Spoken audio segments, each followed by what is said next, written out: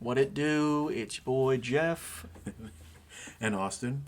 We're the Freeaboo cast. It's our general podcast talking about anime, largely One Piece. But a quick background summary. Your boy Austin and I met way back during the COOF, working together, way back whenever COVID testing was first a thing. Neither here nor there. Yeah, and so like he said, it's going to be primarily an anime cast with heavy One Piece, but other talks like, Demon Slayer, JJK, My Hero, and others, Finland Saga. Whatever we find cool, whatever's interesting, whatever anyone's talking about. Don to Don. Naturally, I'm a sucker for romance anime. Don't Fruit look Basket. into it. It's good. It's good. Speaking thereof, Austin, how did you get into One Piece? Let's see here. You and others were talking about it. I was seeing shorts of it on YouTube and other stuff. And yes, I was spoiled into many things, but not everything. Like, there were some things I didn't know about. Like, I knew going in that Luffy beats Crocodile and Marineford, his brother Ace dies. And going into that stuff, that happens. Like, I know. But like, Spoiler warning if you haven't watched One Piece, but if you're watching this, there's no way you don't fucking know by now. If you're a fan of One Piece and you've watched it long enough, you will find out eventually. Yeah. As you're saying, my apologies. I should have thrown out the spoiler warning, but wasn't thinking. But yeah, and so I dived into it, and I just grinded out dozens of episodes in a day for a couple weeks. Caught up pretty fast. Slogged through the slog fests that were some other stuff in it, but besides the pacing, just Foxy and others. Haven't watched too much of the movies, but that'd be one thing. And how did you get into it, Jeff? So this is a bit of a story and a half, in that my old roommate Kyle was a big fan of it, and he was the only guy I knew that liked One Piece, because me and my other buddies were more of our traditional battle shonen nerds, traditional Dragon Ball fan, because of course it's fucking wonderful. But it's also very smooth-brained, it's easy to watch, I don't have to think too hard. The attraction of a show like Dragon Ball is that it's a spectacle about fighting. And yes, One Piece is a battle shonen spectacle, and you would think that translates very easily into the average fan, but the episode count scares people justifiably. There's no point in lying about it. That episode count scares people. I was like, God, how can people watch for years and not really know what's gonna happen? And how can, like, you have a coherent plot going? They haven't found the One Piece. Like, when you catch up on One Piece, you know the exact reason they haven't found the One Piece, and it's because shit is happening. One Piece is not like other shonen anime, and we'll talk about it later, but you find out for sure that it is not the same as the other shonen anime for a couple of particular reasons. We expand on that later, but I gotta remember how I got into this. Kyle very, very persistently started telling me that the things I like about other battle shonen I would like in One Piece. I'm like, okay. Yeah, sure. What would I like? And at that time, Roof Piece was still going. And he showed me enough, like, all right. You look at this clip of Luffy fighting Kaido, and that animation was S tier, beautiful.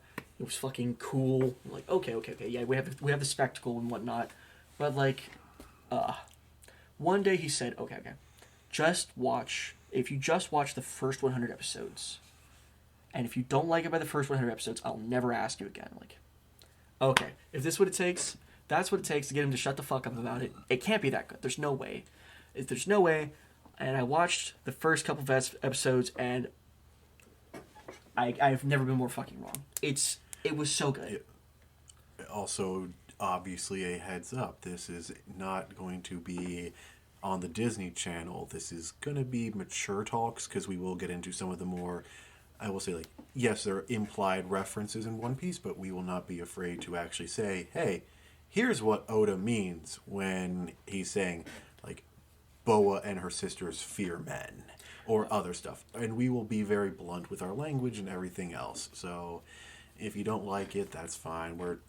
It's understandable. We're gonna talk how we talk, and you can listen and just have us as background noise or whatever. It doesn't matter. But our language that's just how we talk. Right. It's the casual tone. We are swearing like sailors, almost like pirates. Ooh. You idiot. Content advisory, naturally. If we're going to talk about mature themes, we're going to talk about mature themes. I have a potty mouth. It's a bad habit of mine. We went to public school. We went to public school. It's like... We went to public school. We were on sports teams. It's going to happen. Yeah.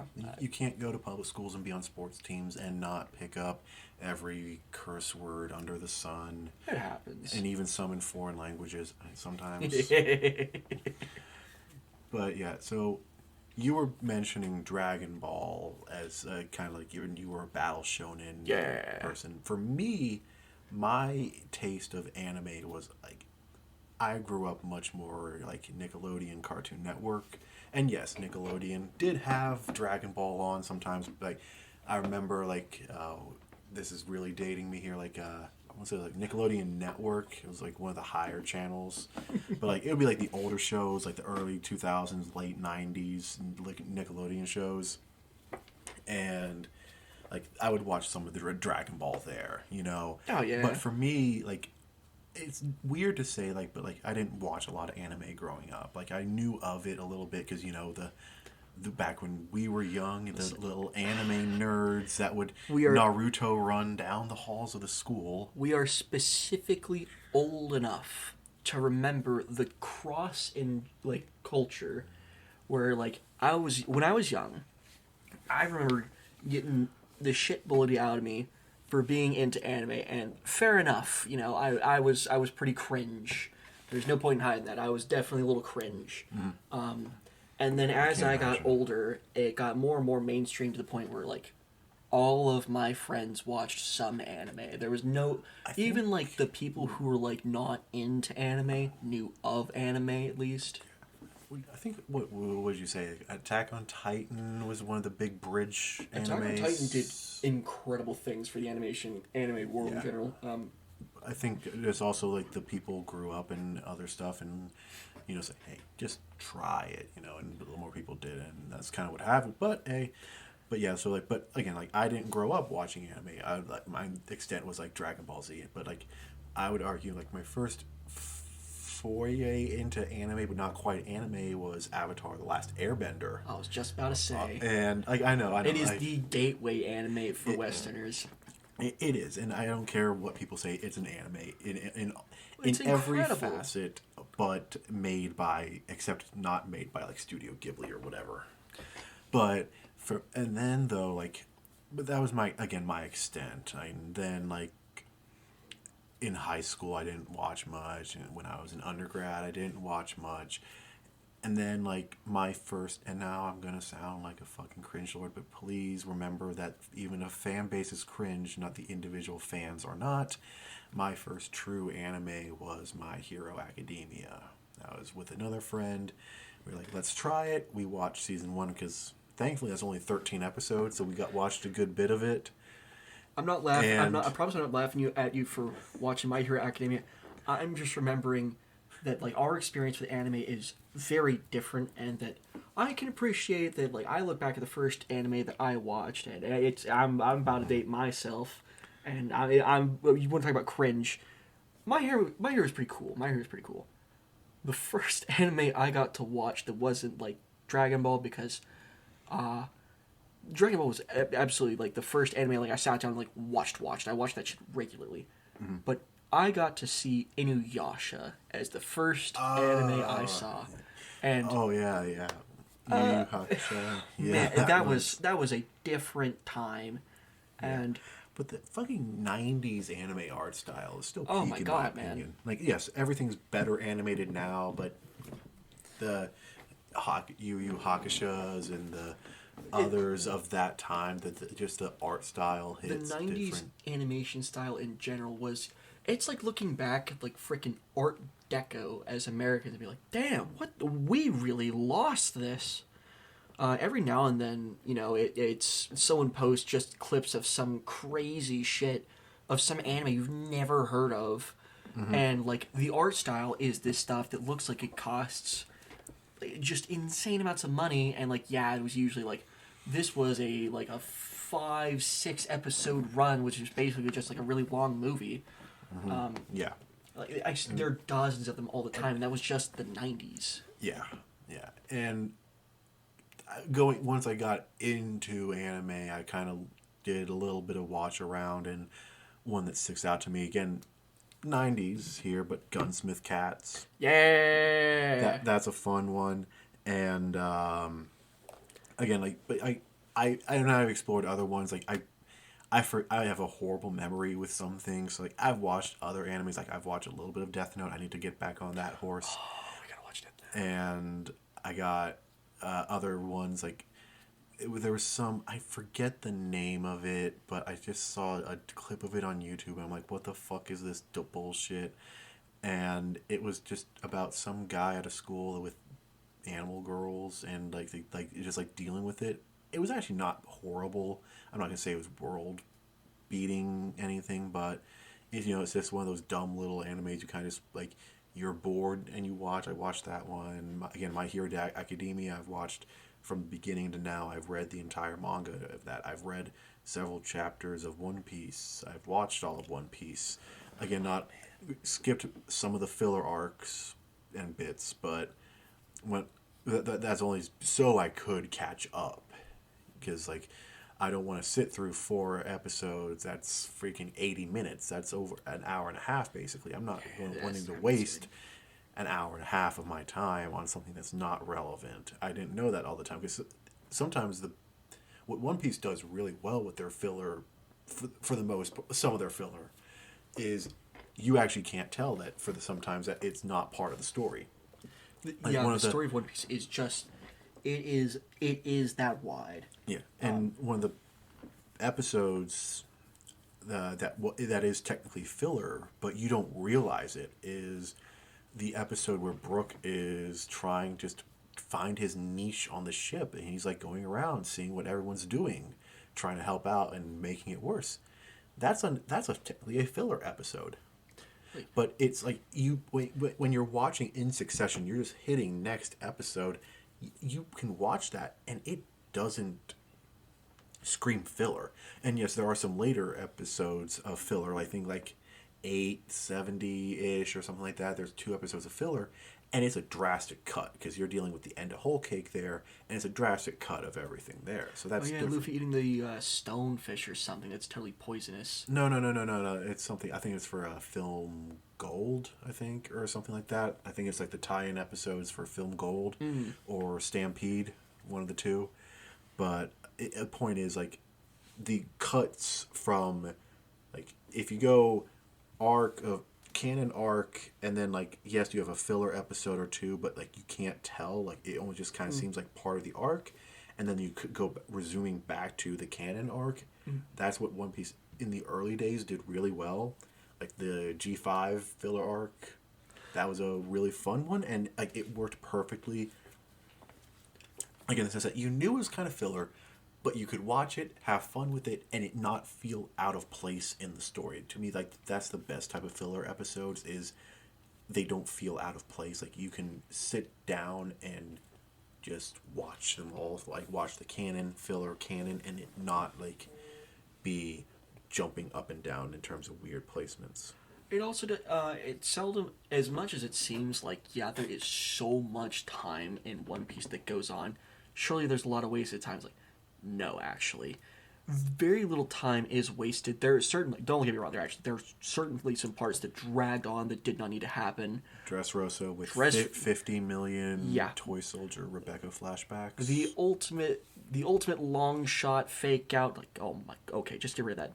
But that was like an episode. The number of times of Orochi dying and okay, but also fuck Orochi. That was incredible. I hate Orochi. Yeah, but yeah, definitely some pacing issues. Like But for sure.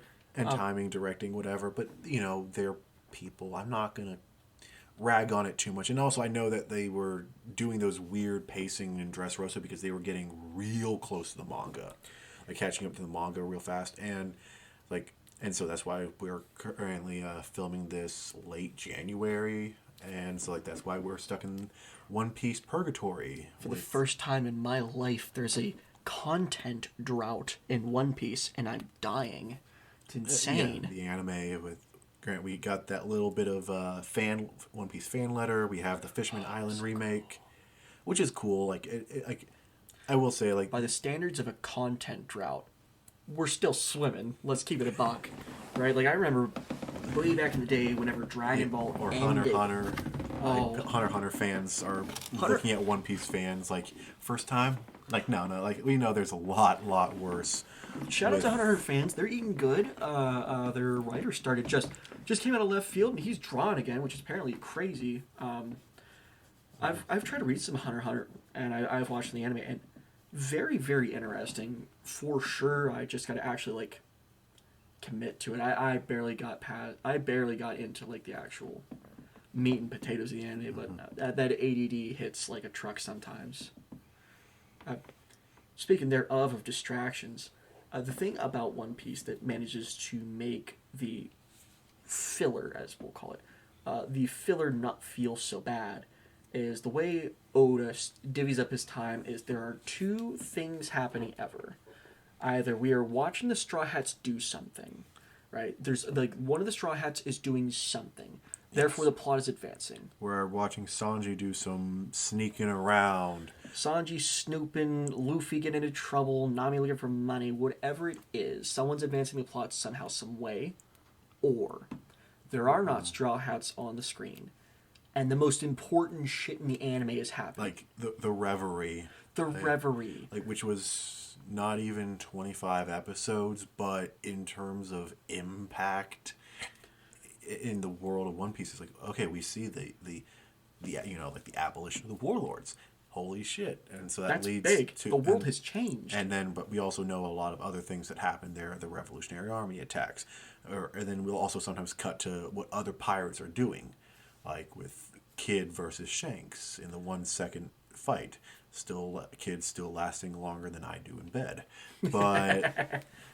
or Blackbeard making moves, or what's happening with Kobe, or what's happening, like explaining other things that are happening, or we're getting flashbacks. Yeah, we always have always flashbacks. Set up that set the board for the current stage.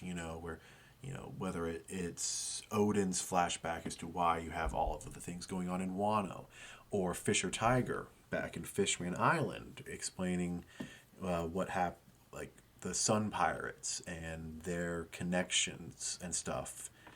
Or one of my personal favorites, the, I think, singular episode we see of Ace defying Whitebeard and chasing Blackbeard, and how that changed literally the course of history. Like, the singular episode where Ace decides, no, I'm not listening to Whitebeard. And we even see Whitebeard do something that was supposed to be, that was built up, but like wasn't too shocking to us, especially in retrospect, because we just didn't have that much time with Whitebeard at the time. In context, as we saw Whitebeard break his iron rule, and that was supposed to be like a really big thing, and that Blackbeard killing a crewmate was pretty nuts, And by all means, if Whitebeard wanted to track down Blackbeard and just shake his world, there was nothing Blackbeard's gonna be able to do about it. It's that, as we see, as it always is, Blackbeard is just a little more clever than the plot. He picks his spots, and he knows what to do. Yeah, and that's one episode. That's a singular episode. Yeah. No, it's not filler. But once again, if we don't see the Straw Hats, we're watching something insanely important happen. Yeah, or sometimes it'll be like 80% of the episode's not with the Straw Hats, but it's like currently what's happening elsewhere that will affect them. Kind of like, we'll see them, like we'll cut to Marine HQ, and they're talking about the fact that, just for example, that the CP0 is intercepted on Egghead and the Straw Hat's there. Or we're going to cut to lore of, we're going to get bounty reveals of people like at Marine HQ, of all the ex-warlords and everything. And so, like, again, like, yeah, Oda's really good at making sure that the important figures are not forgotten and that your time doesn't feel wasted. The story progresses even without the main character, which a lot of times you kind of see other anime and manga struggle, is when you have to show how the story is going main character syndrome for beyond the main character. And then, like, once, even if it's a well-written MC, you're going to drop, sometimes the author has a hard time writing outside of the main character. Not in any sense of, like, even with a flashback, sometimes that dip happens. Not all the time, but sometimes you can see it happen. And you just, but that's where Oda is strong. And Oda's managed to do this thing where a lot of other artists start to suffer, and that I'll just pick on my favorite for a minute, is Dragon Ball, and that the recurring issue of Dragon Ball is that it's still going. I love Dragon Ball. I love watching the fights. It's incredible. The plot makes no fucking sense anymore, and if you can choke that down and be like, yeah, this is kind of nonsensical, you'll have a great time. But, like, looking backwards in time, especially, like, if you ever revisit Dragon Ball or if you watch the abridged stuff, the plot does in fact matter, and the plot it doesn't take itself, like, super seriously. That's not Toriyama's style, but it took itself seriously enough to, like, be going somewhere consistently. And that's where you see things start to struggle. Like, for example, at the end of the Boo arc, famously, okay, you have the most crazy knockdown drag-out fight ever from a total ass-pull character who was insanely magically strong, and they win. And then what happens? Nothing happens outside of Goku doing things, really. And it's just kind of the curse of, like, main character sendo, as you like to call it. When you watch Dragon Ball, you wait for Goku to show up, because that's when things start to happen. Like, yeah, I'm a big fan of Vegeta. Vegeta will be doing his own thing, but he permanently lives in the shadow of Goku. And let's just compare it directly, like, straight over to Naruto, right? It's like, yeah, okay, you have a much stronger example of a living, breathing world where it's like, okay, you have this political system of ninjas and stuff, and, okay, Naruto becomes the Hokage, he has a son, and then we spend a lot of time waiting for Naruto to show back up. Yeah. Like, in One Piece, if Luffy isn't doing something, we're not waiting for him to show up. It's usually because everything else is happening. I'll just pull a particular example out of my hat. End of Wano, right? End of Wano, the Straw Hats leave the island. They have to leave, the Marines are showing up. The Marines are not showing up at Wano. Green Bull. Yeah, but no, they didn't leave. Shanks made Green Bull twerk with his Conqueror's hockey Wi-Fi, and then Who's Green Bull winning the dipped. twerk off? But no, but yeah, Straw Hats leave same time as Kid and Law. We have the fun little gag of Luffy losing the paper draw despite being a Yonko.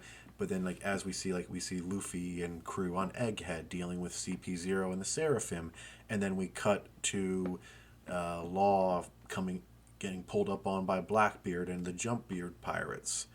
And then we see Kid be a dumbass and try to point a gun at Shanks. Rule number one of Shanks is don't point a gun unless you're going to use it.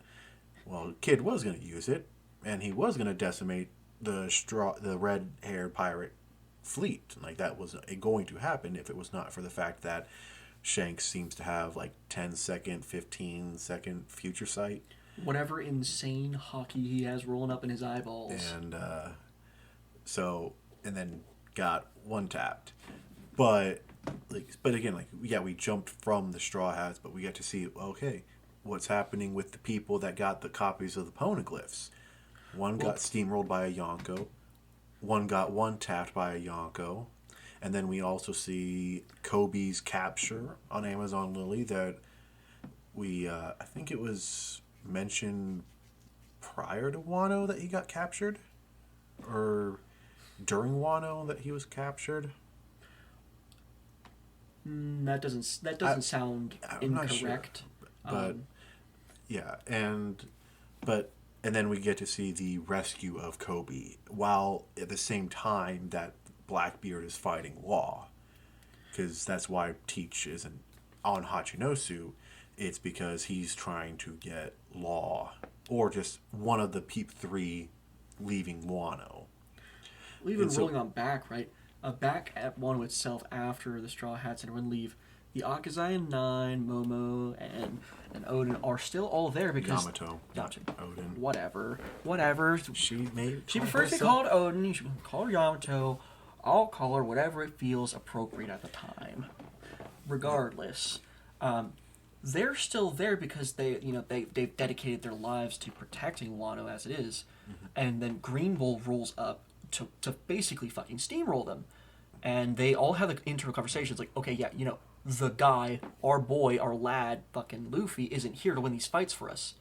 He can't win these fights for us. We can't rely on him to be everywhere all at once. We got to do this for ourselves. Yeah, so we know that, like, thanks to some cover stories, Yamato's going on a journey of Wano, and we also, in that cover story arc, we kind of see them doing their own things, getting better. Because, again, like, your strongest person there is Yamato, and then it's either, like, Denjiro, Cat Viper, or Dogstorm, and that is a very hard drop between them and Yamato, and the gap between Yamato and admirals or other powerful pirates is very large as well. Not saying she's a pushover, but Yamato is not enough to deal with Blackbeard rolling up, Kuzan rolling up. If Cross Guild rolls up, I mean, an interesting fight, in my opinion, would be Crocodile and Yamato. And so, again, you have that idea of, like, they got to do their own thing. And that's one thing One Piece is good at. But this is also a perfect example of what will happen on this podcast. We will talk about A, then we will sidetrack to B, and then we'll go to C, circle back to A, go to D, go to E, go back to B, and go to C again, and then go back to A for a third time. And so, again, we are very rambling, but hopefully that just lends how we do itself to you being enthralled with our rambles. Is we want to make it feel like we're just two guys chilling and you're just listening to us talk. It's going to be a natural conversation, some shit you have with your friends whenever you're like not thinking too hard, some smooth brain entertainment. Yep. And then another thing is when me getting into One Piece, like sometimes like I'm like very wanting just to finish things. Like if I enjoy something, I'm going to continue with it, hang with it. And so that's where I go in with One Piece. And I think maybe now we can just talk more about One Piece and what our favorite aspects of One Piece are. And so I'm just going to say some of my favorite characters. No particular order, because any given day, a little bit of shuffling can occur. But Whitebeard is a great character. Just like both like very fun to watch, but also a very well written one. Obviously you gotta love Little Monkey D. Luffy. Classic. Can't go wrong with the Straw Hat Boy. Man is the main character for a reason. I do like Zoro, despite a lot of people's infatuation with him, swearing that he is worth 3 admirals in terms of power. Zoro's big fat boobies. And yes, canonically larger than Nami and Robin. But I do like Brook as well. He if I were a skeleton, the amount of skeleton puns I would be making would still pale in comparison to Brook. And I'm a very punny person. In fact, one could say very humorous. Yo ho ho ho. But, and then, like, for me, it's like Katakuri. Another one is fucking just cool. It's very, like, the pressure that Katakuri faces. It's cool to, like...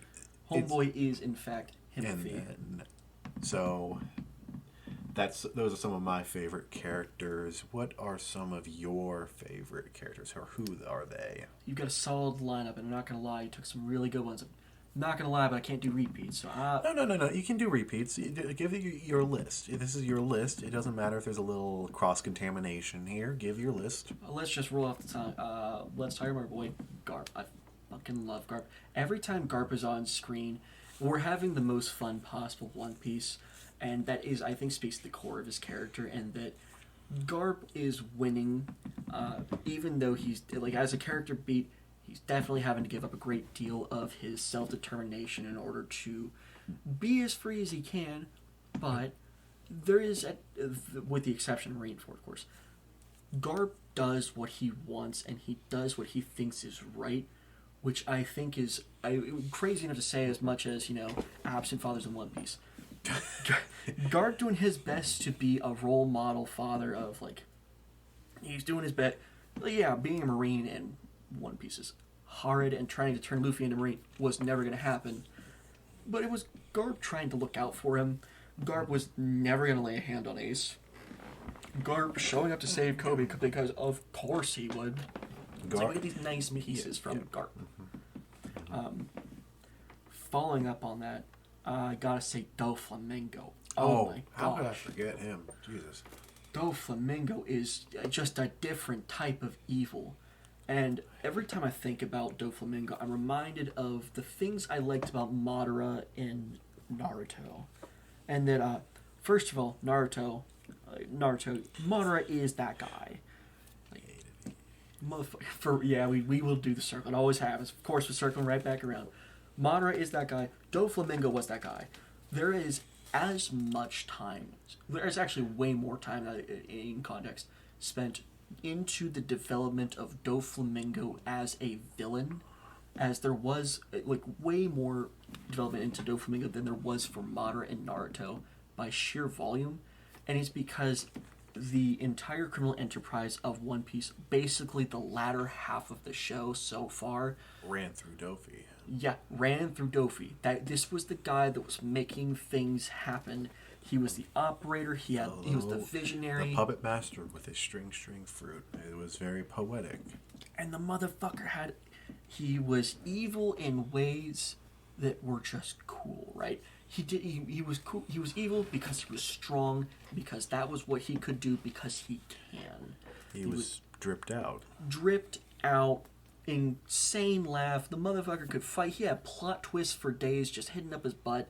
He showed us what it's like to really fight a big bad in the Grand Line, and in the Red Line, world. In the New World. This is what it's like to fight the end game. You can't come out here and just limp wrist this shit. This is something you got to pull some crazy shit out for. Mm-hmm. Granted, I pulled out two biggins. I want to follow up on. I'm gonna make this a two-part just because they touch so much. Dracula, Mihawk, and Shanks. They're very, very, very cool. And for all of 50 combined panels in the manga between them. All 50 panels and less than 50 spoken lines between them. I think if it wasn't for Luffy's repeated flashbacks, but there's like a little more flashbacks, we wouldn't have I'll give you about 100 between the two. And if we don't count the first episode, that severely cuts that count down. They're just very cool. I love seeing them. Every time they're on screen, something serious happens, and we're still yet to see how powerful they are. Have a hint of Shanks with his future sight and one tapping of Kid using Roger's move. At least the only named move we know of Roger, Shanks used. I mean, we know that fighters have multiple named moves in One Piece.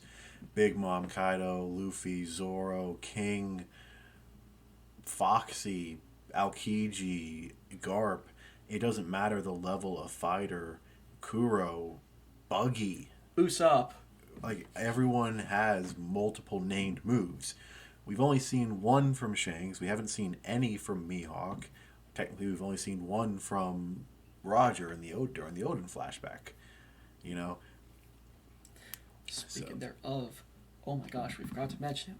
Gold D. Roger.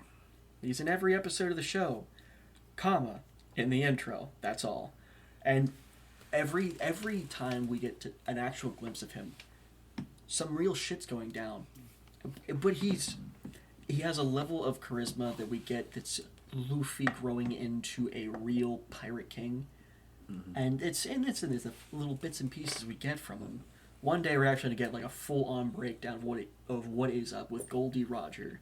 You know, certified the main character, reincarnated as Luffy. Also, I'm going to add another fave of mine going off of Roger. His first mate, Rayleigh. Ah. Rayleigh is he's one of the quintessential mentors of anime. You know, like he shows up, he's proved to be very powerful, goes toe to toe with an admiral, probably was gonna lose, but you know, he's definitely a very powerful person. Doesn't have as much in the tank as he used to because novel concept. He's old, but he is still able to impart the wisdom on Luffy and how to use the haki, how to fight with the haki, how to go further beyond. Like he not only teaches Luffy what Luffy learns from him. I think what's really important about Rayleigh is that he teaches Luffy how to learn without Rayleigh, and like talking about the fact that your haki will blossom when you keep using it in high stakes situations. Perfect example, fighting Katakuri in the Mirror World. We know Luffy had observation haki prior to that point, but Luffy gained future sight during the fight with Katakuri, and we did see the flashback of you're going to learn. Rayleigh saying, "Hey, you're going to learn how you're going to refine your haki.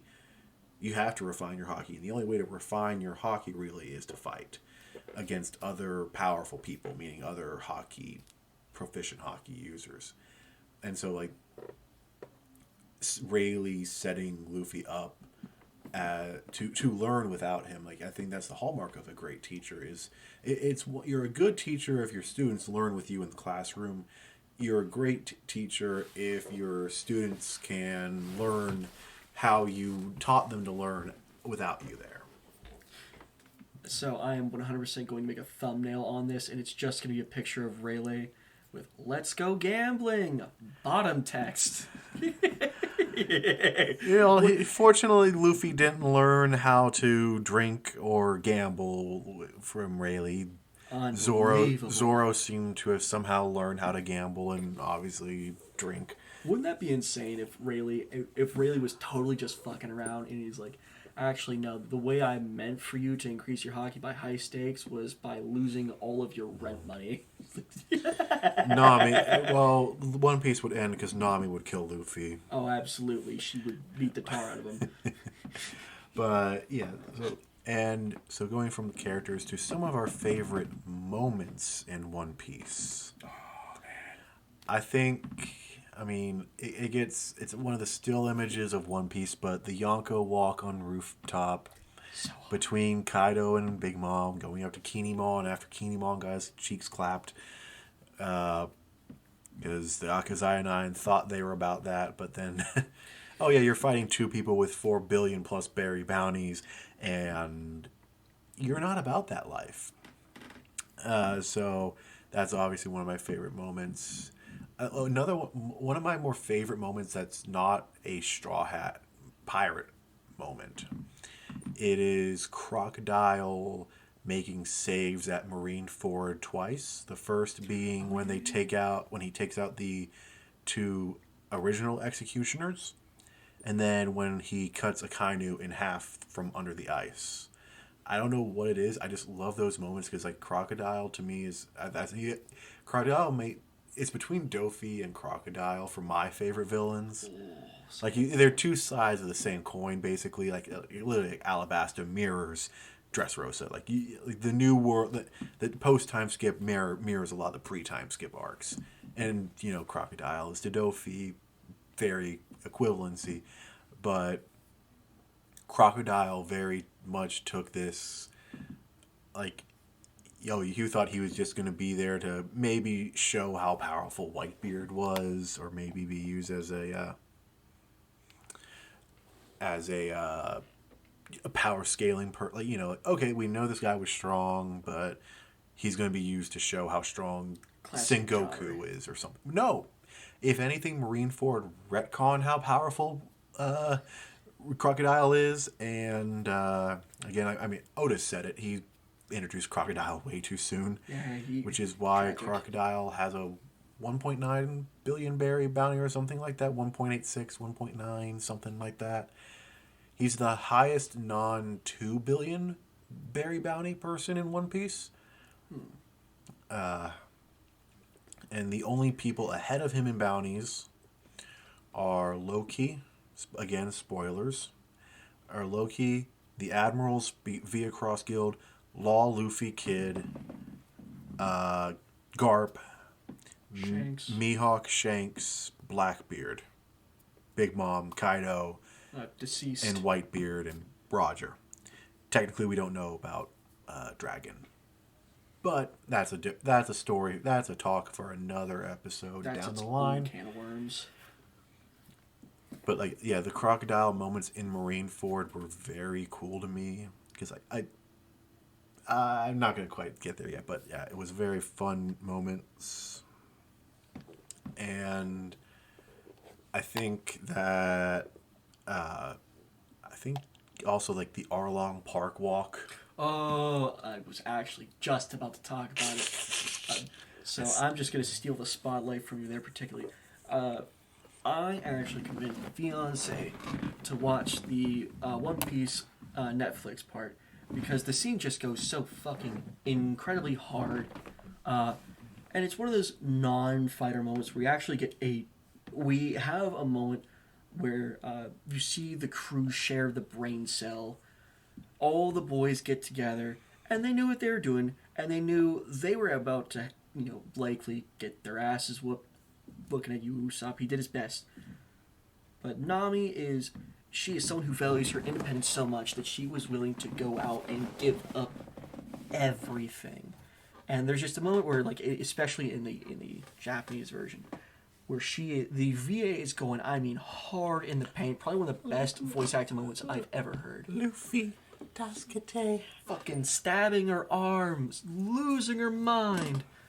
And eventually, she has a moment where she asks Luffy to help her, because he was not going to do it until she asked. Mm-hmm. He could not. Out of respect for her, though. Yeah, he respected her choice, which is, that's a very unique trait. I don't see that a whole lot. Like Tanjiro, Goku, Naruto would just roll up on Arlong. Like, no, they're here to do the good thing because they're good guys. Yeah, they would, and that is the good guy thing to do. But another thing that sets Luffy apart is Luffy is not here to fight your battles for you. He is here to help his friends, and that's a very unique distinction. Yeah. And again, tracking directly back to Wano, he was there to help his friends. Yeah. His friends realized that, yes, they can call him for help. They are not intending to make Luffy the singular protector of their island, though, because he's their friend just as much. Well, he made Momonosuke oh my god, dragging him into the fight. Back on Zoe. Like, he had Momonosuke is like, you're supposed to be the ruler. You actually take charge, own up, and hey, do things your way, and I'll go along with it, but you have to let me know what you want. I'm not going to go along with it just because, it does distinct him from Kid, actually. Kid, who helps by convenience, whereas Luffy will help by request. And he does not foist himself upon you. These are relationships that Luffy has fostered very carefully, and they often come from these very humble beginnings. or the fact, I mean, you have to remember in terms of calendar days in the world of One Piece, from when Luffy first pops out the barrel to when they get spanked away by Kuma, that's 6 months. 6 months, a little less, ballpark 6 months.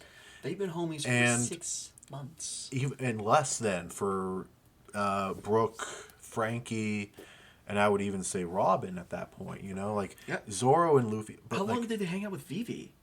Because she's technically a Straw Hat. yeah, she's the unofficial member of the Straw Hats, but like Vivi was there. I would say a good solid maybe month, going from Whiskey Peak to Drum Island to Alabasta, because we know that Nami had to recover. Oh, and Little Garden too, Oh yeah. because that's where Nami got the bug bite that she got sick from. Was Little Garden. Yes. And but like we know Nami had to take a few days to recover, so we can just probably say chilled about. So I think about a week on Drum Island, sailing around just between combining all the sail time between islands, probably another week and a half, 10 days, 10 days to 2 weeks, and then like Whiskey Peak, they had the night there, and then Zoro went ape shit on the same night. And they found out about Crocodile being the mastermind behind Baroque Works, all in the same night. And like that's one thing that I think is truly very fascinating about One Piece, is that you have these grand things all happen in one day. So much happens. The Dressrosa arc, which is literally hundreds of episodes, minus the flashbacks, all occurs in one day. The events of Dressrosa, of Straw Hats docking their ship to Luffy punching Doflamingo through the street, is all in one day. You're talking like Gear Fourth. Now we know that he had Gear unlocked Part Gear 1 Fourth. and Gear Fourth Part 2, where Law had to step in and be like, I guess I gotta let her boy Well, sleep that for a was, few days. I think that was anime. I think the manga was a little different, but and yes, we are more primary anime, but we do know the manga. I go through the manga a good bit, and Jeff's seen some bits of it and fill in. There's no way you can't not go and reference it occasionally, just because because the manga is the true canon. The anime, whether it's increasing bust size, increasing Zoro wanking or whatever, the anime is not the same as what Oda creates. It is very, very 98% similar, but there are differences, obviously. And I'm going to say this: one of the big discrepancies I'm actually annoyed about is back on Wano. Marco said in the anime, Marco says, "Here comes the star," and Zoro comes looking like a badass, which is also how he is in the manga. But in the manga, Marco says, "Here comes the stars," with Zoro and Sanji doing their badass shtick against King and Queen. So like, Toei loves Zoro a lot. So like, obviously it's not quite the same. But what are some other moments of yours? Oh yeah, so oh fuck, I don't barely forget that. So of course the classic one of course I will. That went so insanely hard. 10 out of 10 moment of just of actual character display of Luffy. The other one that comes to mind, it comes in the context of another moment, but like it nestles in and grows for it. I think of the moment in Whole Cake where Luffy is dead set on telling Sanji, I will not eat. I will not continue. I will not leave. You are my chef. I am your captain. You are my friend. You are my friend. This is our journey. I cannot do this without you. I can't do this without you. I won't do it without you. And you have just as many people relying on you to back them up as like you are relying on them to back you up. But Luffy does not say much. He says specifically, I will not eat, I will not rest, I will not leave. he's not the articulate type. He does leave this to the imagination because we see it all, and a lot of it comes from the fight with Usopp. Yep. Well, and also a reminder of a fun fact in the manga: Luffy has no thought bubbles because he says everything he thinks. True. Luffy does not think. Smooth brain. I can appreciate it. He is, in the most literal sense, a Machiavellian lion. He is controlled by the silver of the spirit. He does not need. You don't throw logic puzzles at Luffy. You don't lead him around by the nose. Luffy is a spirit of strength. He does what he does. He is a force of nature. And as a legitimate leader, he had a moment with his cook where he learned from his previous fight with his sniper. Okay, the same thing has happened. A serious disagreement has gone down, and one of the crew members has left. I wouldn't say disagreement because a falling out, if you will. Yeah, because again, you have to remember Sanji did not leave Zoe willingly. Yeah, he was. Capone is like, hey, Big Mom's gonna go. Big Mom will send her people to the Baratier or Germa. It's not clear who would be going to the Baratier, but people who the Baratier cannot handle will be going to the Baratier and will attack it, will sink it, and will kill all the people that you grew up with. Yeah. So it's a hell of a threat. And so naturally Sanji goes and helps them. It goes to make sure his true daddy does not die. Yeah. Judge may be his father, but he's not his daddy. Quote from a little mix of a quote from Guardians of the Galaxy there. Yeah. But anyway, I would say, and yes, he fought Luffy, but because Sanji knew that Luffy wouldn't take any other response other than maybe fighting. And so, it wasn't even a disagreement. Luffy knew what was up. Nami knew what was up. Yeah. And so...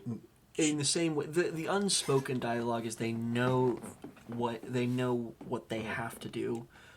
It's that Luffy and Sanji have a moment, and that we see in particular, Luffy has learned from all of his mistakes he had with Usopp. And for a refresher, is that this was the start of the death of the Going Merry. The ship is it's on its last legs. Mm-hmm. And this was a gift from Usopp's girlfriend to him and his crew. And of course his captain claims ownership of it, but whatever, it doesn't particularly matter. It's that the ship is going down, and the ship is just as much a part of the crew as we have seen. It's been with us so long, it's absolutely iconic, it's beautiful, it has its own spirit. It's that it's at the end of its journey. Yeah, but yes, fault of the Straw Hats because they beat the tar out of it. They beat the tar out of it. Yeah, or you had Wapple taking bites out of it and other stuff. And another thing about it wasn't just getting rid of the Mary.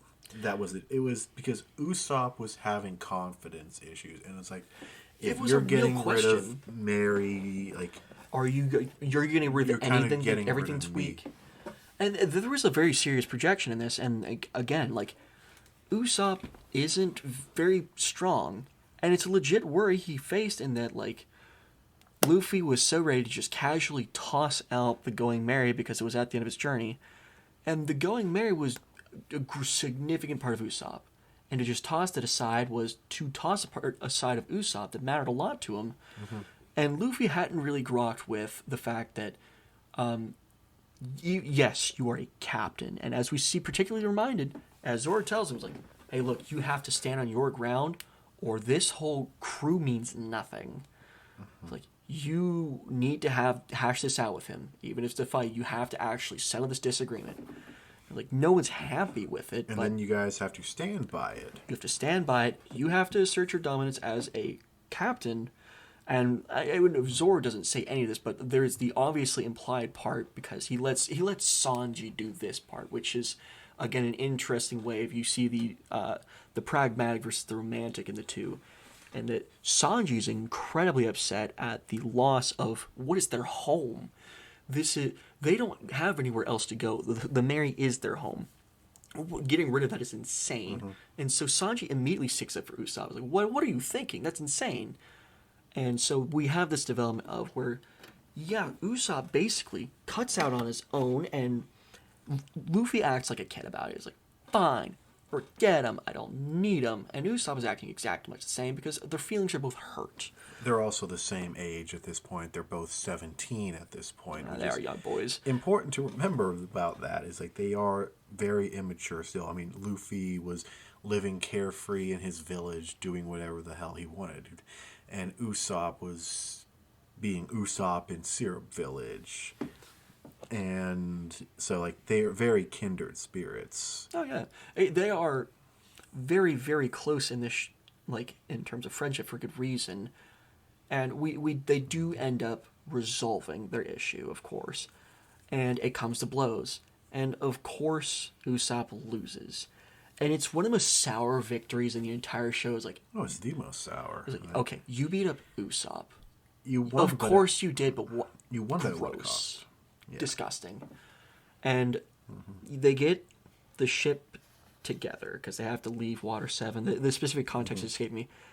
And they're having the moment where it's Luffy. You could see everyone in their minds like, please, Usopp, have your moment. Just give in the 1% you need, the required percent. Like, say you're sorry meaningfully so you can come back and we can forgive you.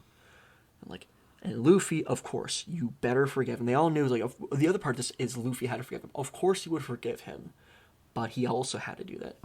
And at the last possible second, you get this moment where Usopp goes, I'm sorry! Yeah. And Luffy yoinks his back on his ship. And like, as Garp is throwing cannonballs at them. As Garp is throwing cannonballs at them as they escape, and it's this really sweet moment. Yeah. And it's the only time we've ever seen the Straw Hat crew have, like, inter-crew conflict like that. And it was very, very uncomfortable. Yeah. And it was very, very awkward. And Luffy took notes. Because when this moment happens with Sanji, he makes sure that every note he missed with Usopp, he did not miss with Sanji. The decision he made, of course, like, he can't just let Sanji go, but he has to let Sanji know that he can't let him go because he is his cook, and that he is his captain. We have this relationship. I value this relationship. It is essential to us. Let me help you. Yep. Help me help you.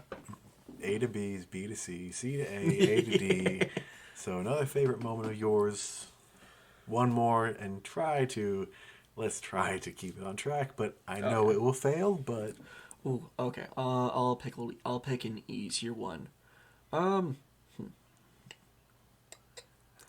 gonna say the final clash of Gear 5th between Luffy and Kaido.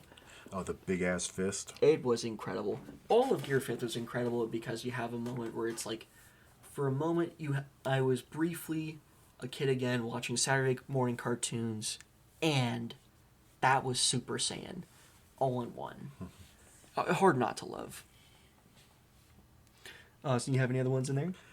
I think that covers most. I just want to give a quick honorable mention to Whitebeard's The One Piece is Real, giving one last little fuck you to the Marines as he dies, and like him dying standing, no scars on his back. What a baller. And so like that's definitely a fun moment. And so it was like we said we're going to go plural here, but what's your favorite arc? Let's just go to limit to one here. Because there isn't that many to technically choose from. There's a wide variety, but trying to like, you'll say a lot, and then you're gonna leave me with none. So let's just go one. One of your favorites. Just I'm gonna pick the easy option and say Marineford. Fuck you. I say like it's hard. If we can, we'll say of course Marineford is incredible. Take it from the table. I quite like Wano. I think after Marineford, Wano's my next favorite. Stick to Marineford, please. Oh, okay. I was gonna say if we're gonna take Marineford off the table, I'll take Wano's number 2. No. Just stick to your number 1. Okay. I will stick to Marineford. There's a billion and one things to say about it, but I'm easily distracted. What is your favorite arc? Well, no duplicates. I will say Wano, but I think Ennis Lobby as well. Ooh, Like yeah. the fighting that happens there. I'm a big fight guy. Like, not to say that the lore is not fun, that this relationship building, the world building is not fun. But at the end of the day, I want to see Luffy smack a bitch with his sandals. I want to see Zoro cut a bitch. I want to see Nami electrocute some person, and and stuff like that. And so like those are two of the best fighting arcs, I think. Actually, Alabasta's up there too, but I'll just say Wano because not to say that others aren't great. Whole Cake, amazing. Water 7, very good. I think a guilty pleasure arc of mine is actually Thriller Bark. I will proudly defend Thriller Bark. I don't care how fucking goofy or stupid it is. I love everything about it. Thriller Bark was needed because you're coming off at that time the most emotional arc in the story, and one of the darkest arcs in the story, and so it was the right thing to do was to have, I'll say, a little more campy. That's a good word for it. It's definitely a little more campy. A little more campy, but you minus what's his nuts, the not quite mink that is they pulled some Absalom, the absolute fucking menace. not the good kind either. Holy crap. I am glad Sanji kicked the crap out of him. He needed it. And then Absalom is dead now. Good.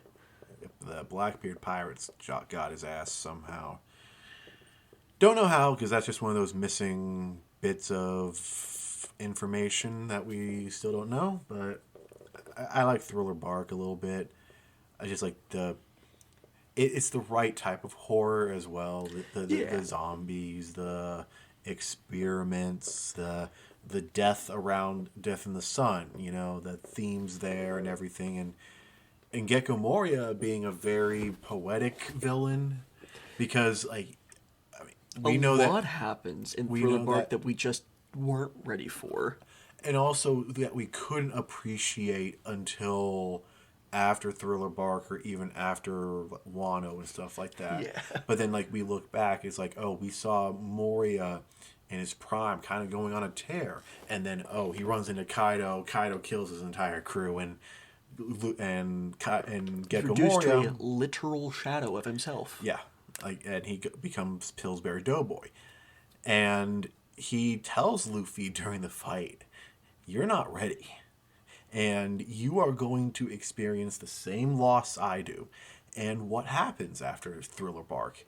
They go to Sabaody, and Luffy experiences not the same, but to Luffy, he experiences the same loss Moria did. He lost his crew. There was no guarantee they would ever see each other again. Yes, Luffy could assume that they were all going to be fighting to figure out how to get back to Sabaody. But you don't know where they went. You don't know if they're alive if you're Luffy, because for all you know, they got dropped in places and they got killed. Kuma could have just warped them to Impel Down. Push them into the ocean. Push them into the sun. Yeah. So you had to Luffy, he lost his crew, but he still. But then we saw in Amazon Lily, he was focused on getting back to Sabaody until he found out about Ace's execution. And then it was okay. And then at that time, he didn't have his crew to really hold him back. He was dead set on saving Ace, and so But again, Thriller Bark is It's not a pun here, but it's a very foreshadowing heavy arc, in the sense of here's almost kind of like a. There's a dozen things that go on in Thriller Bark that are incredibly important later, like Shisui, the sword itself. We have one of the legends of Wano buried in Thriller Bark. And then he dissolves after Zoro beats him or something? Zoro defeats the corpse, but again, that's more of a flaw in Gecko Moira's power. Zoro, as strong as he was at the time, is basically just some guy rolled in, defeats what should be like the.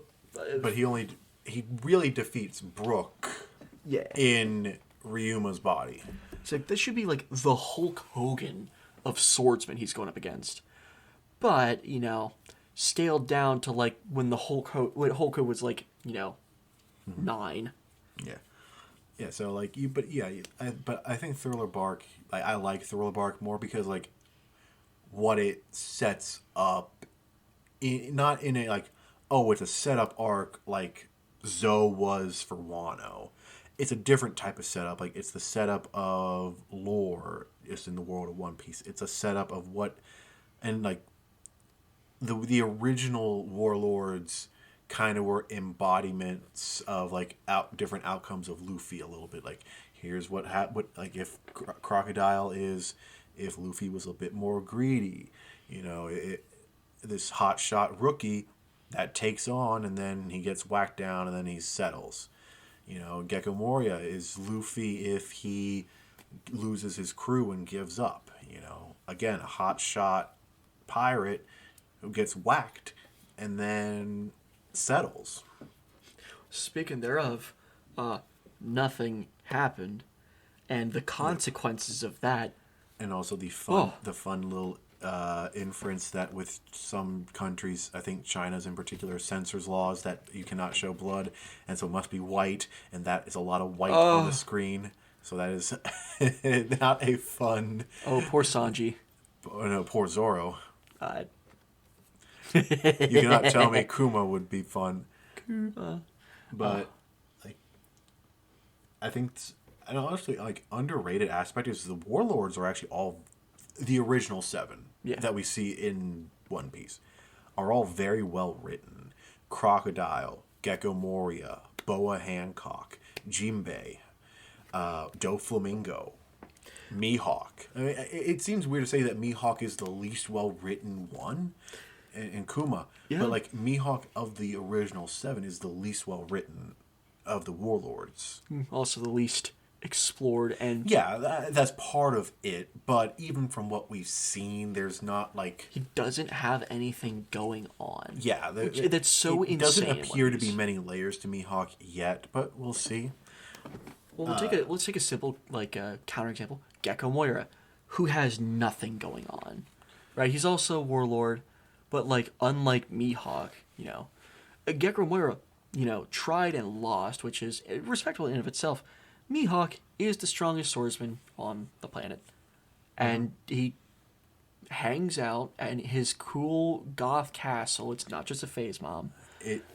The largest ship in One Piece, because remember, Thriller Bark is a ship, which is bonkers. Yeah, and then Mihawk spends all of his time doing only what he is required to do because he is so painfully bored. He clocks in 9 to 5. He clocks out at 5:00:00. He does not spend a second more doing what he has to. I mean, Marineford, you could say like, oh, I know the jokes of like, oh, Vista is like Mihawk was not really trying in like, I mean, one slash cut Aokiji's several feet thick ice, and he was going to cut Luffy's arms off. If Luffy didn't into future sight. If Luffy didn't dive his hands down into the ice, he was going to do like he was a problem. That I mean, I would argue one could argue the strongest person on the field there at the time of Marineford, but that's a different story for another time. But we are kind of creeping into another aspect that we will heavily talk about a lot because One Piece, as long as it's been around, we are both older than One Piece, barely, but it's our lives, but power scaling and matchup debates and everything, that we're going to have whole episodes dedicated to it. We're going to make a tier list of the, all the subjective power positions. Yeah, we're gonna do some power scaling. It's gonna be completely 100% objective. Yeah. Don't you dare question it. Yep, ours is the gospel, and if you disagree, you are wrong. You're wrong. You're a Redditor, and goodbye. We'll talk about like what would be some fun matchups, who would win those matchups, and why. There's so many cool ass We'll matchups. talk in about One Piece. some fun theories that we find, whether it's kind of like, where Oda gets his inspiration from characters, like how Boa and her sisters are very clearly Medusa and Greek mythology driven, or like how Impel Down is Dante's Inferno, and stuff Shout like out that. to the dumbest theory I heard for a long time that I was just flat out wrong about. Twin theory between Shanks and Shamrock. Shanks. Which, dog, I remember talking about this for every day. I was like, that's fucking stupid. Nuh-uh. Nuh-uh. It's a and cheap look at me, trick. I'm wrong. It's a cheap cop out, but it's a very interesting one that I feel like Oda. I have faith in Oda He's pulled a couple counts, but like we're committed to the bit. Give it time. to properly explain it and make it work.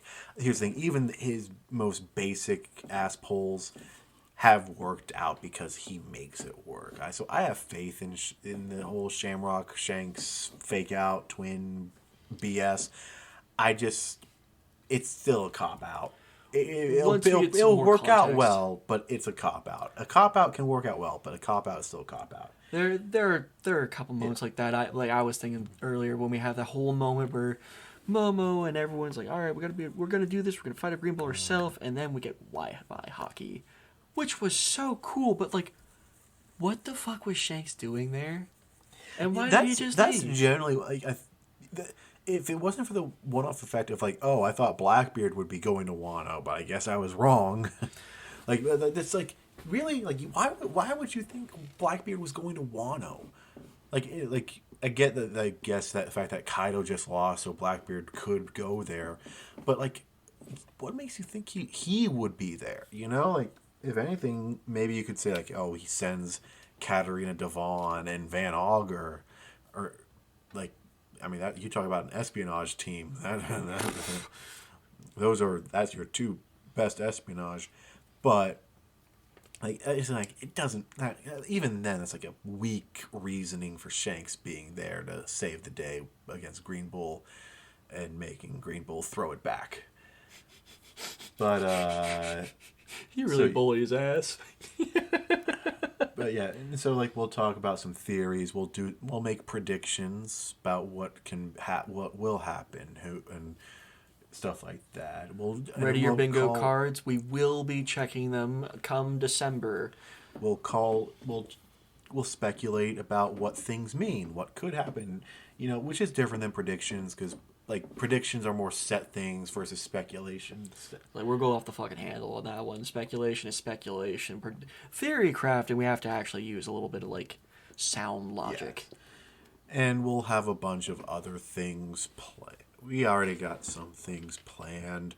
Like we'll go over the arcs of One Piece, and like it'll be fun to talk about the fact that in One Piece, like what the arcs mean in the bubble of themselves, but also how the arcs translate to the grander story of One Piece. And what this comment back in Impel Down, how that translates to how what this means in Elbaf or the Egghead. Implications of I need to talk to you about a certain pirate. It's like, God damn it, still talking about that, and it's been a decade. Reverie, happened during the Reverie, which that was not quite a decade. It was been over 5 years, but not quite a decade. Oh fuck. And we'll just talk about a whole bunch of other things, kind of like what we would do. If I could shove a controller up Luffy's butt, what would I do? More like control Oda's brain. Also, if I had the pen. Yeah. And we'll talk about like some of our favorite little dumb things that we believe and other things. Oh yeah. also like talk about a lot of fun hypotheticals. What could happen if Oh, X absolutely. happened, if Y happened. I think what would be really fun is like going through each arc and be like, what if Luffy lost in this arc? What would happen to him and the Straw Hats and the grander scale of what was happening? I think that would be really fun to go through because what would That would happen if he lost to Alvida? Oh man, But what would happen if he lost to Rob Lucci. yeah, what happened in a Slavi? What would happen if he lost to Kaido, and what would happen to them, and everything? What would happen if he got petrified on Amazon Lily? That actually means quite a lot. If you got petrified on the Amazon Lily, like Yeah, so I think those would. So yeah, we got that kind of planned a little bit. And Lord knows with one, and we'll also go over when the anime comes back. Because again, this is late January. we will do episode reviews. Yep. Not going to do reactions because just how the setup is. Not going to do live reactions, but we Too would poor do to reviews. afford a nice camera still. But we'll do reviews of that. Reviews of manga chapters. 1137 just dropped. Well, not officially yet, but it's dropped. So we know Shamrock's name. We know that Shamrock and the Knights are going to try to get Elbaf into the world government. That's not going to end well. We also know that the Giants are really trying to be peaceful people, but like, and like Easier said than done. we learned that King Harold ripped out his horns because he believed that they represented the ancient giant warriors that were viewed as the bloodthirsty fighters and warriors and stuff. But he wanted to move on from that, and we know that Loki is viewed as a bearer of misfortune, like perceived as a bearer of misfortune. He likes pulling little pranks that involve burning down school buildings. Bearer of the curse. And Luffy, being Luffy, this is not the first time that Luffy doesn't think the bad guy is the bad guy, because Loki's definitely on the dark side of things. He's villain coded if nothing else. But that doesn't mean anything because, I mean, we've seen characters like Loki a little bit. Like we mentioned Kid earlier. Like we were talking Fucking off Frankie. yeah, Frankie originally being a gangster, basically. Oh damn! Special edition. I must say, now that we've talked about Frankie, my secret favorite character. Nothing was my favorite Frankie moment of all time was when him and Senor Baby Senor Pink. They square up. They square up like, nah, we're duking this out like, man, we're not dodging. No, we're just gonna whack the shit out of each other, and whoever can't get back up loses. Yep. And for as long as fucking Luffy and Dofi are fighting, they're suplexing each other. Just about as long, yeah. Like they are going up top. Frankie's hitting all the punches. Senor Pink's taking him up a building to suplex him. It's a dumb, like you have the diaper, the diaper versus the Speedo is a very fun fight. It's a very dumb fight, but it fits in the world of One Piece, and One Piece fans don't blink twice at it. Nah, man, it's fucking sick. And so, yeah, those will be some other things to expect. And we'll sometimes just talk about other random things on our brains. We won't talk about our going on in our lives too much because there are weirdos on the internet, weirdos like us, but there are weirder weirdos that, you know. I'm a strange man on the internet. I can't give you my details. But we'll talk about sometimes random things that aren't anime or One Piece related, but we'll always have the vast majority of the episode dedicated to One Piece or whatever anime we decide to talk about. There's no way we won't loop back into One Piece. There is always more One Piece to talk about. But yeah, so it was a good chapter, again, setting the stage up for the rest of Elbaf in 1137. Seems that the big fight will be the Holy Knights, God Knights, I forget. I think like God's Knights, and they're also called the Holy Knights. Yeah, it's like that's one of those weird translation things, I think, almost. It sounds interchangeable enough. Yeah. And like sets the stage up for Luffy freeing Loki and Loki being we know that Loki has future sight.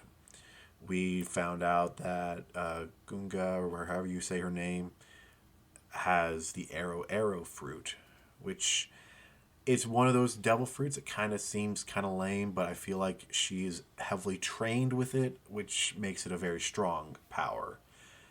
I mean, I would have dunked on the swamp fruit way back when Caribou was on board, until he came out at the fucking 11th hour of Wano With a buffet. with a swamp fruit, whatever that is. Saved the fucking plot. Yeah. But so it's very interesting for that. I doubt that there's isn't much more to talk about. The highlights, other than Road becoming Nami's new slave, Zeus making sure Road knows that Zeus is the first slave of Nami and Sanji is Nami's second slave, as it must be. But that was a good chapter, solid in my opinion since I read it. Not quite 5-star, over 4-star, good solid like 4.3 chapter. I'll make sure we both got it so that we can both go in depth, because Lord knows we would be able to talk for even longer. But so yeah, reviews, random discussion points. There will be points that it will be like going through all the arcs. Those will just be slogfest episodes broken up, but it's going to be all in order. There's not going to be we're not going to go from talking about Alabasta, then the next episode we would be talking about the Revolutionary Army or something like that, or the Marines. If we do like a total rewatch of One Piece, that'll be one thing, but even then, like, it would have to be like in order. Yeah. Jumping through that would be... No. The only thing it would be jumping would be filler. Yeah. On second review, we don't have to watch the filler now because we've seen it. Yeah. And then watch the filler because it blends in so naturally with the story as previously talked about for the most part. But yeah, we're also going to get around to watching the movies. Oh, yeah, we are. I'm due for a couple of movies still. Just going to slog them out and talk about them in a couple episodes. Probably some of the earlier movies are just like almost like glorified episodes. Like the first movie's literally 50 minutes or thereabouts. So that's literally like 2.5 episodes of One Piece. We'll just do a couple of individual episodes on just straight up movies and just a straight up review. I think the more recent movies would have to just be one movie per episode because for sure, because like Red, Gold, Stampede, those are all like full length movies. Yeah, they are whole movies that you could go to the movie theater. Whereas the other previous ones were more like kind of reach more a special episode type stuff. And also, I'm thinking like when we get closer to some holidays, we'd be doing some holiday themed episodes. Absolutely. Valentine's Day, you know what? For all of our lonely fans out there. But also like in the I'm thinking like obviously like it's really interesting to see like there's not a lot of actually established relationships in One Piece, mostly because either people who are married, one spouse has died, or they just don't have time for true relationships. One Piece moms that don't exist and deadbeat dads. Looking at you, Yasob. Never forgetting that. Oh yeah, Yasopp is the king of deadbeats, but again, story for another time. Well, thank you all for listening. Hopefully you enjoyed, if nothing else, as background noise. So we are going to sign off. Again, this has been